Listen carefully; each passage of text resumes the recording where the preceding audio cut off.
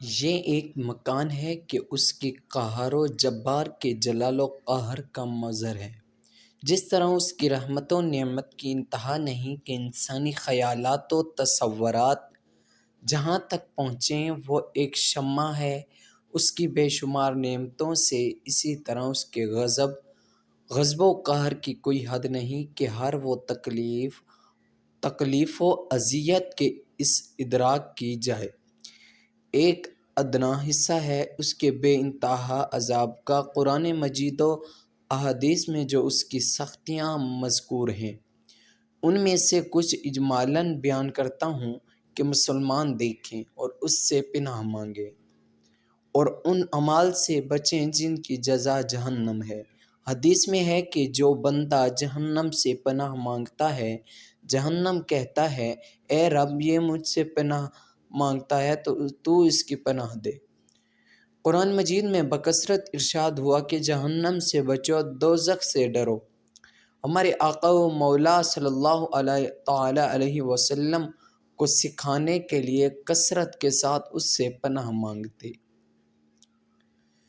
جہنم کے شرارے پھول اونچے اونچے محلوں کی برابر اڑیں گے، گویا زرد اونٹوں کی قطار کے پیہم آتے رہیں گے۔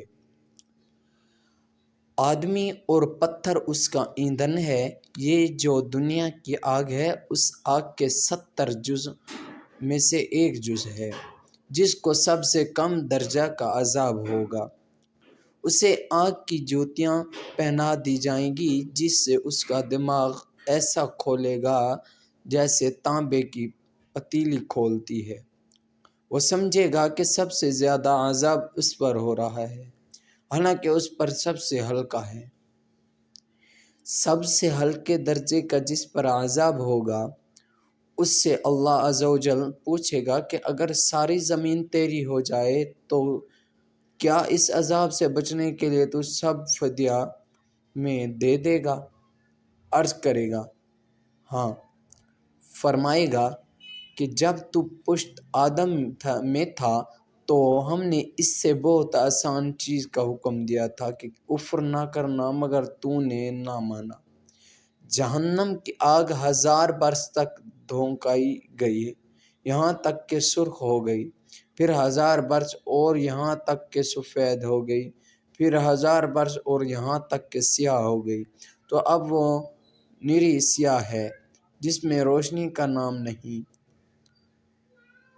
جبرائیل علیہ السلام نے نبی صلی اللہ علیہ وسلم قسم کھا کر عرض کی کہ اگر جہنم سے سوئی کے ناکے کی برابر کھول دیا جائے تو تمام زمین والے سب کے سب اس کی گرمی سے مر جائیں، اور قسم کھا کر کہا کہ اگر جہنم کا کوئی داروغہ اہل دنیا پر ظاہر ہو تو زمین کے رہنے والے کل کے کل اس کی ہیبت سے مر جائیں، اور بقسم بیان کیا کہ اگر جہنمیوں کی زنجیر کی ایک کڑی دنیا کے پہاڑوں پر رکھ دی جائے تو کانپنے لگیں اور انہیں قرار نہ ہو، یہاں تک کہ نیچے کی زمین تک دھنس جائے۔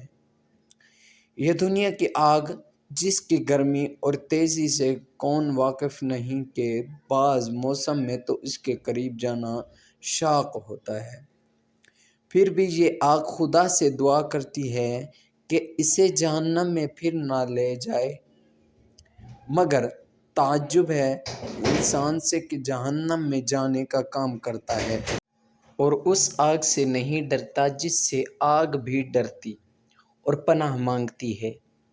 دوزخ کی گہرائی کو خدا ہی جانے کہ کتنی گہری ہے۔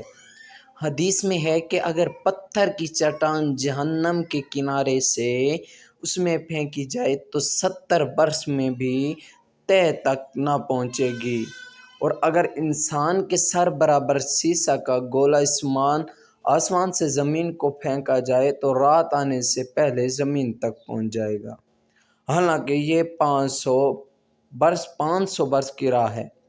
پھر اس میں مختلف طبقات و وادی اور کنویں ہیں۔ مزید اسلامی ویڈیوز دیکھنے کے لیے ہمارے چینل کو سبسکرائب کریں اور